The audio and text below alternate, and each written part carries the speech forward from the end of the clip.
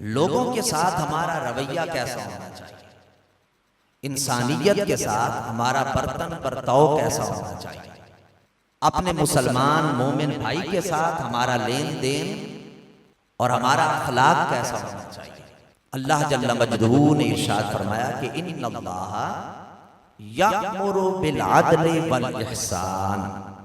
فرمایا کہ بے شک اللہ انصاف اور احسان کرنے کا حکم دیتا ہے۔ دو چیزوں کا حکم ہے، ایک تو یہ کہ انصاف کیا جائے لوگوں کے ساتھ، اور پھر اگلی بات یہ ارشاد فرمائی کہ صرف انصاف تک خود کو محدود نہ رکھو بلکہ انصاف سے بڑھ کر احسان کرو۔ انصاف کا کیا مطلب ہے؟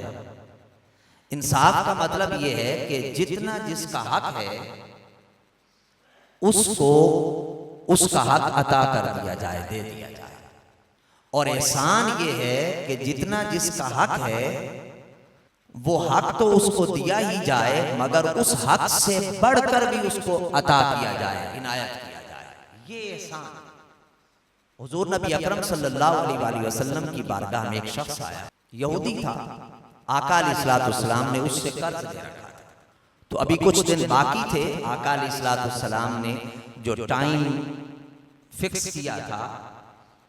قرض لوٹانے کا، اس میں ابھی کچھ وقت باقی تھا، وہ چند دن پہلے ہی آ گیا،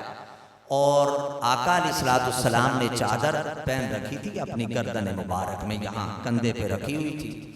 وہ شخص آیا، اس نے حضور علیہ السلام کی چادر کو کھینچا، اور اتنا کھینچا کہ حضور علیہ السلام کی گردن مبارک پر اس کے نشان واضح ہو گئے، اور اس نے بڑے گستاخانہ انداز میں حضور علیہ السلام کو مخاطب کرتے ہوئے حضور سے قرض کی واپسی کا مطالبہ کیا۔ حضرت سیدنا فاروق اعظم رضی اللہ تعالی عنہ پاس تشریف فرما تھے،